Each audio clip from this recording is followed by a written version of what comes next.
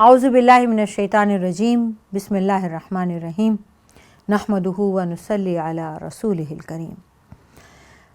عزیزان گرامی، السلام علیکم ورحمۃ اللہ وبرکاتہ۔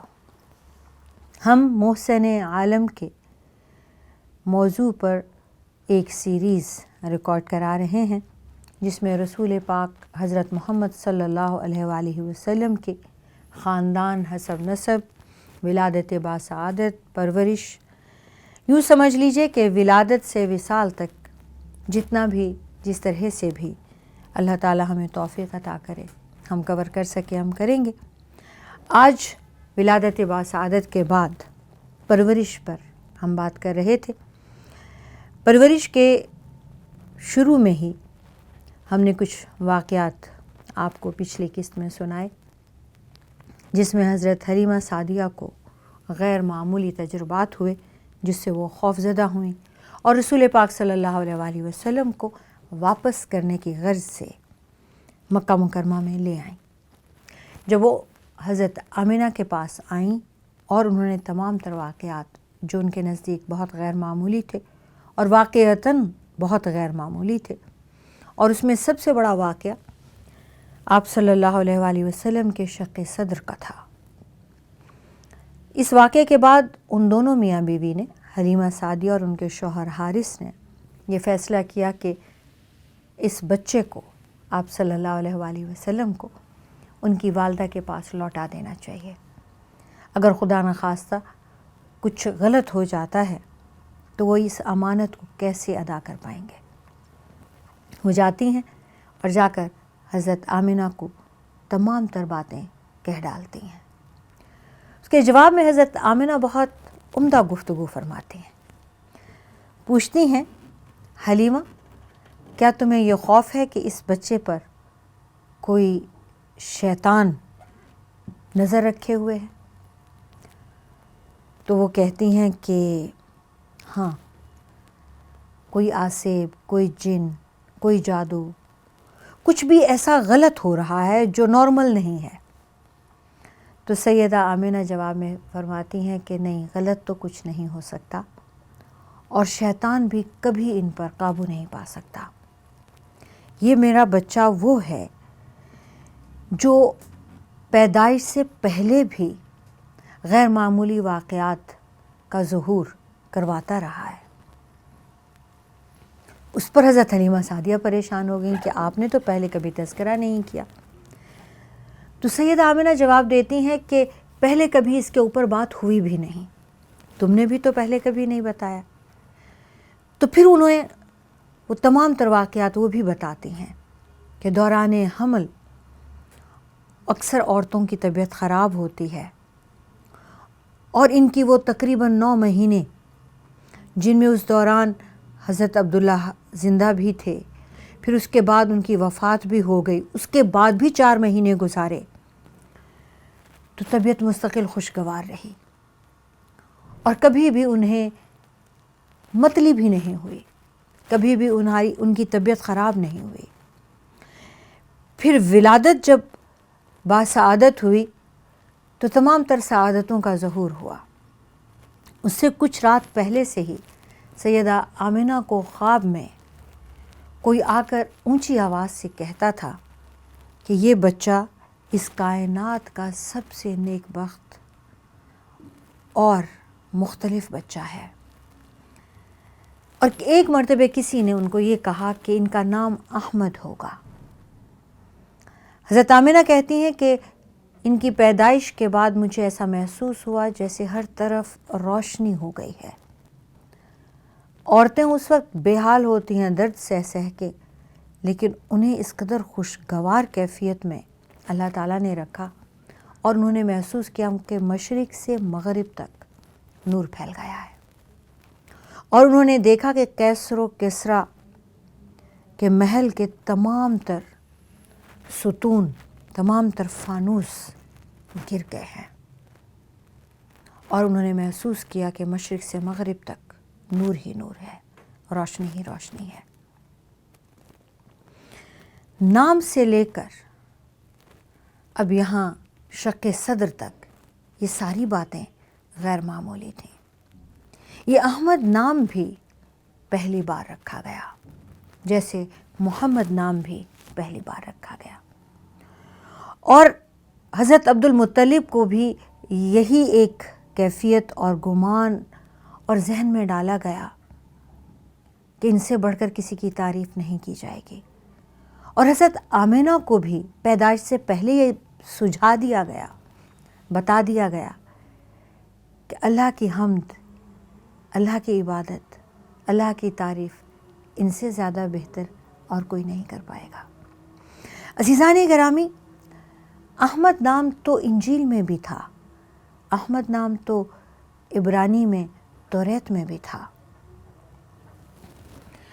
عربی تلفظ میں بھلے نہ ہو، لیکن دونوں کا مطلب یہی تھا، اللہ کی تعریف کرنے والا، حمد بیان کرنے والا، وہ شخصیت جس کی دنیا بھر میں سب سے زیادہ تعریف کی جائے، اچھائی بیان کی جائے۔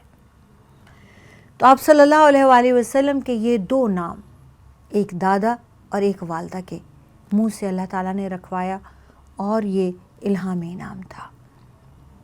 بچپن میں آپ صلی اللہ علیہ وآلہ وسلم کا چونکہ قریش سے بھی تعلق تھا، اور قریش بھی فصیح و بلیغ تھے، عربوں میں جتنی فصاحت قریش میں تھی اور کسی قبیلے میں نہیں تھی۔ پھر آپ کا بچپن چونکہ صحرا میں گزرا، اور صحرا کے لوگ زیادہ افصح اللسان ہوتے ہیں، زیادہ فصیح و بلیغ ہوتے ہیں۔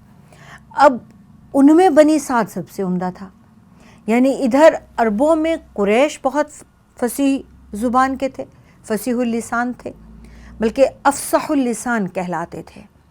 ادھر طائف میں صحرا کے جو جتنے بھی قبیلے تھے، ان تمام صحراؤں میں بنو سعد سب سے زیادہ افصح اللسان تھے، سب سے عمدہ گفتگو، سب سے اچھا تلفظ، سب سے عمدہ مخارج انہی کے ہوا کرتے تھے۔ آپ صلی اللہ علیہ وآلہ وسلم کی گفتگو اور زبان میں بہت صاف، تلفظ میں بہت عمدہ، ادائیگی میں بہت بہترین بچپن ہی سے تھے۔ آپ خود فرمایا کرتے تھے، انا اعربکم، انا قریشی واسترضعت فی بنی سعد بن بکر، میں تم میں سب سے زیادہ عربی دان ہوں، میں تم میں سب سے زیادہ عمدہ گفتگو عربی جانتا ہوں، میں قریشی ہوں، اور بنی سعد بن بکر میں میری پرورش ہوئی ہے، میری رضاعت کا زمانہ گزرا ہے۔ اس لیے یعنی افصح اللسان اس لیے بھی ہوں کہ دونوں جانب سے، ادھر خاندان کی وجہ سے، بنو قریش کی وجہ سے، ادھر بنو سعد بن بکر میں پرورش پانے سے، رضاعت کی وجہ سے بہت عمدہ، بہت فصاحت ہے میری زبان میں۔ مکہ مکرمہ میں واپس آنے سے پہلے، ایک روز پہلے کا واقعہ حلیمہ سعدیہ بیان کرتی ہیں کہ میں مکمل تیار ہو گئی کہ میں اس قریشی بچے کو اس کی ماں کے حوالے کر دوں۔ ایک دن ایسا ہوا کہ اس سے پہلے کہ ہم مکہ روانہ ہوتے، ایک قافلہ ہمارے خیموں کے پاس سے گزرا، اور بنی سعد کے خیموں کے پاس سے جب گزرے تو اس خیمے میں آپ صلی اللہ علیہ وآلہ وسلم پر ان کی نگاہ پڑ گئی، یعنی اس قافلے کے جو بڑے بڑے لوگ تھے ان کی نگاہ آپ صلی اللہ علیہ وآلہ وسلم پر پڑی، تو انہوں نے اپنے اپنے اونٹوں کی مہاریں کھینچ لیں، یعنی وہاں رک گئے، اور بڑے غور سے آپ صلی اللہ علیہ وآلہ وسلم کی طرف دیکھا، اور دیکھنے کے بعد پوچھا کہ ان کے والدین کون ہیں؟ تو حلیمہ سعدیہ آگے بڑھی اور کہا، میں ان کی ماں ہوں۔ تو وہ کہنے لگے، کیا آپ اس بچے کو ہمیں ہمارے ملک لے جانے کی اجازت دے سکتی ہیں؟ تو حلیمہ سعدیہ کہنے لگیں، وہ کیوں؟ میں آپ کو اپنا بچہ کیوں دوں گی؟ یہ تو بچہ میرے پاس امانت ہے۔ ایک تو وہ اسی بات پر ٹھٹ کے انہوں نے کہا، ہاں یہ بچہ آپ کے پاس امانت ہے، یہ آپ کا بچہ نہیں ہو سکتا۔ وہ کہنے لگی، میں اس کی رضائی ماں ہوں۔ تو کہنے لگے، اصل میں بات یہ ہے کہ اس بچے کی ذات کے ساتھ ایک عظیم الشان ظہور وابستہ ہے، اسے ہم اہل کتاب ہیں، ہم الہامی کتاب کو ماننے والے ہیں، ہم دیکھ سکتے ہیں، آپ کو سمجھ میں نہیں آئے گا، آپ کو اس کا پتہ نہیں ہے۔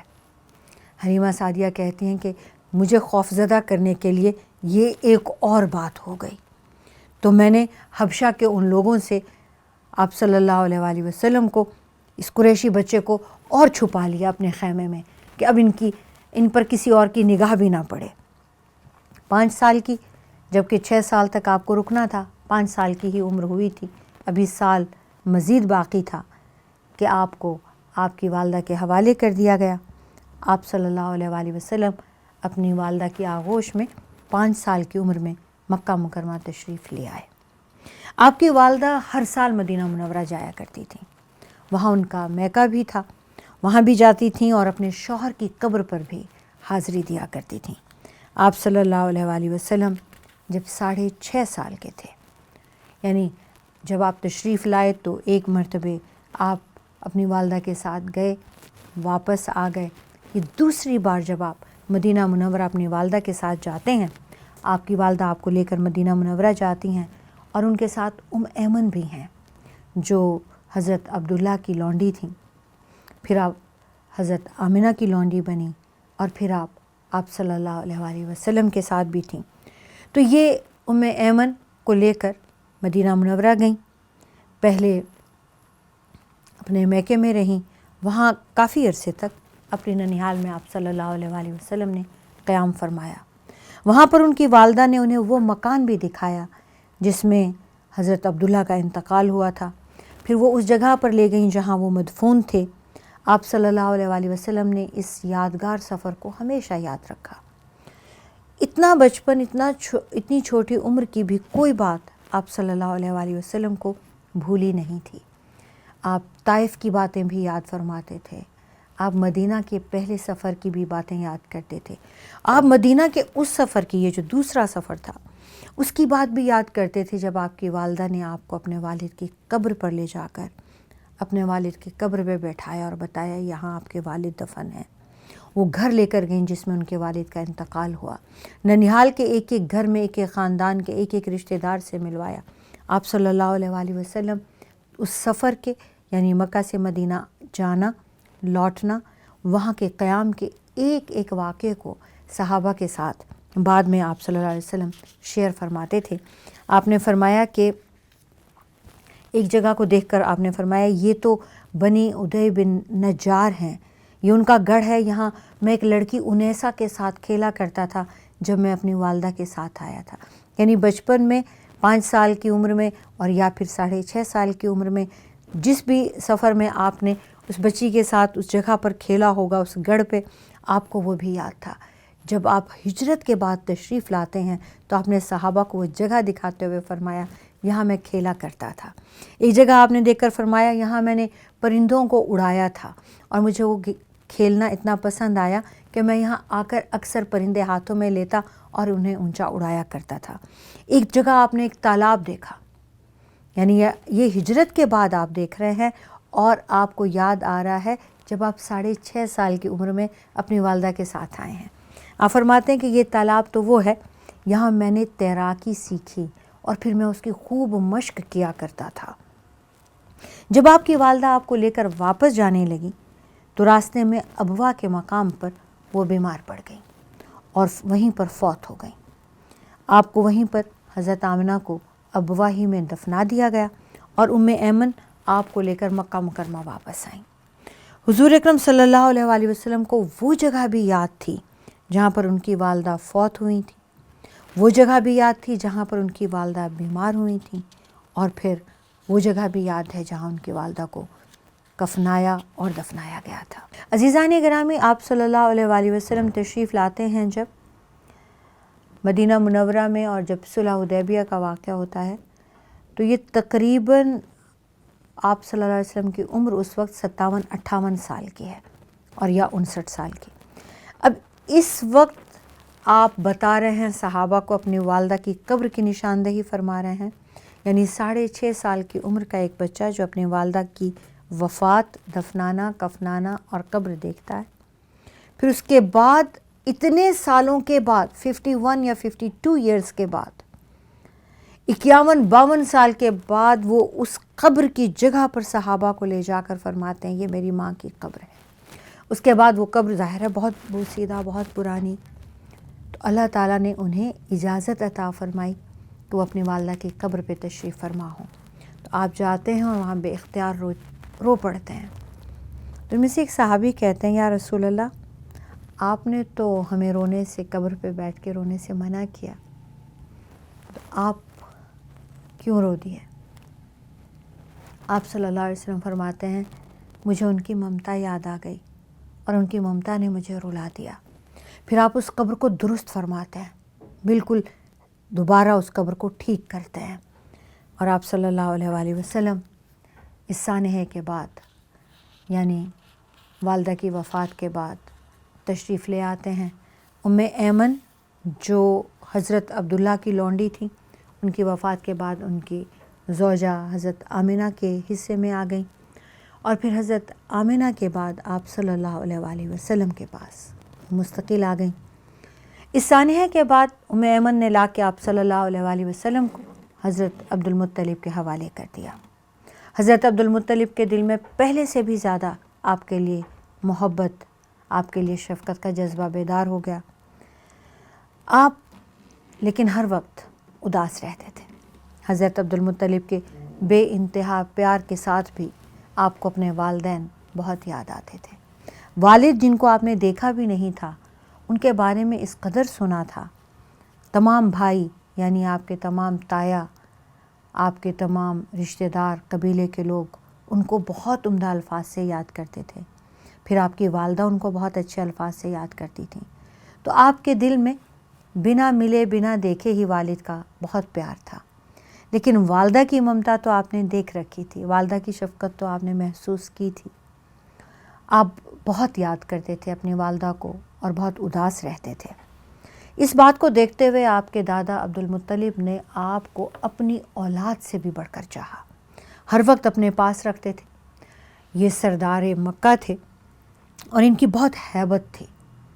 یہ کہیں پر بھی ہوں، لوگ ان سے آنکھوں میں آنکھیں ڈال کر بات نہیں کرتے تھے، لوگ ان کے قریب نہیں بیٹھتے تھے، لیکن ان کے دادا ہر وقت آپ کو اپنے ساتھ رکھتے تھے، اپنے پاس بیٹھاتے تھے، اپنے پاس سلاتے تھے، اکیلے ہوں، محفل میں ہوں، کہیں پر بھی ہوں، عبد المطلب انہیں ہر وقت نگاہوں میں رکھتے تھے۔ دوسری اولاد جو ان کی تھی، جو ان کی اپنی ذاتی اولاد تھی، ان کی کبھی اتنی جرت نہیں تھی ان کی ہیبت کی وجہ سے کہ وہ آ کر ان کے اکیلے میں یا محفل میں یا قریب آ کر بیٹھ جائیں، لیکن آپ صلی اللہ علیہ وآلہ وسلم ان کی گود میں بیٹھا کرتے تھے، جبکہ آپ ماشاءاللہ بڑے تھے، اپنی عمر سے زیادہ بڑے لگتے تھے، لیکن عبد المطلب انہیں گود میں بٹھاتے تھے اور کھاتے وقت پہلے ان کے منہ میں نوالا ڈالتے تھے اور کھانے پر ان کا انتظار کرتے تھے۔ اگر آپ صلی اللہ علیہ وآلہ وسلم کھانے پر نہ ہوں تو عبد المطلب نہ خود کھانا کھاتے تھے، نہ گھر میں کوئی اور کھا سکتا تھا، جب تک کہ آپ صلی اللہ علیہ وآلہ وسلم تشریف نہ لے آتے۔ چونکہ یہ سردار تھے اور یہ فیصلے بھی کرتے تھے اور مسائل بھی سنتے تھے، تو بیت اللہ شریف کی دیوار کے ساتھ لگ کر بیٹھنے کا صرف ان کا اختیار تھا۔ اس کے ساتھ ایک فرش بچھایا جاتا تھا جس پر وہ بیٹھتے تھے اور باقی سب لوگ اس کے کناروں پہ ارد گرد بیٹھتے تھے، کوئی اس فرش پر نہیں بیٹھ سکتا تھا۔ ایک رسول پاک صلی اللہ علیہ وآلہ وسلم کی ذات بابرکت ایسی تھی کہ یہ بھاگتے بھاگتے آتے اور آ کر سیدھے اسی فرش پر بیٹھ جاتے۔ آپ کے کوئی چچاؤں میں سے بھی تو سبھی لوگ وہیں بیٹھتے تھے، تو آپ کے کوئی چچا اگر آپ کو وہاں سے ہٹانا چاہتے تو دادا فوراً ٹوکتے اور کہتے میرے بیٹے کو چھوڑ دو، خدا کی قسم اس کی تو شان ہی کچھ اور ہے، اور میں امید کرتا ہوں کہ یہ ایسے بلند مرتبے پہ پہنچے گا جس پر اس سے پہلے کوئی نہیں پہنچا۔ عزیزان گرامی، منہ سے نکلی ہوئی باتیں بسا اوقات الہامی بھی ہوتی ہیں، اور اللہ تعالیٰ یہ الفاظ ان کے منہ میں دے رہا ہوگا، کیونکہ واقعی ایسا ہوا وَرَفَعْنَا لَكَ ذِكْرَكَ، ان سے بڑھ کر تو پھر کسی کی تعریف نہیں ہوئی۔ اس پوری کائنات میں سب سے زیادہ اللہ کے بعد کسی کو اگر مقام، بلند مقام، حیثیت، بلند رتبہ، محبت، عزت، اکرام، جو بھی نعمت اللہ تعالیٰ کی عطا کردہ اس دنیا اور کائنات پہ ہے، اگر وہ کسی کو سب سے زیادہ ملی ہے تو رسول پاک حضرت محمد صلی اللہ علیہ وآلہ وسلم کی ذات بابرکت ہے۔ عبد المطلب آپ کے سر میں، آپ کے بالوں میں انگلیاں پھیرا کرتے تھے، سر پہ ہاتھ رکھ کے ان کو گود میں بٹھاتے، سر پہ ہاتھ رکھ کے بیٹھے رہتے، ماتھا چومتے رہتے، منہ چومتے رہتے۔ آپ کی حرکات و سکنات جو بچوں کی ہوتی ہیں، کھیل کود میں، باتوں میں، گفتگو میں، وہ دیکھ دیکھ کر خوش ہوا کیا کرتے تھے۔ آپ صلی اللہ علیہ وآلہ وسلم کو ان کی والدین کی محبت کی محرومی کو پورا کرنے کی حضرت عبد المطلب نے اس قدر کوشش کی کہ بسا اوقات ان کے باقی پوتے، نواسے، بیٹے جو ذاتی اپنے بیٹے تھے، وہ اس بات پر رشک کیا کرتے تھے کہ ہمارا باپ اتنی محبت بھی کر سکتا ہے جو اس نے کبھی ہم سے اظہار نہیں کیا، اور وہ اکیلے، یعنی جتنی محبت پورے خاندان کے بیٹوں کو، پوتوں کو، بیٹیوں کو، نواسوں کو ملی ہے، اتنا بیٹیوں، بیٹوں کو اور نواسے پوتوں کو اتنی سب کی اکٹھی کر دی جائے تو بھی اکیلے محمد صلی اللہ علیہ وسلم کو جو وہ دے رہے ہیں وہ زیادہ ہے۔ عزیزان گرامی، یہیں سے شروع کریں گے۔ اجازت دیجیے، آخر دعوانا الحمدللہ رب العالمین۔ السلام علیکم۔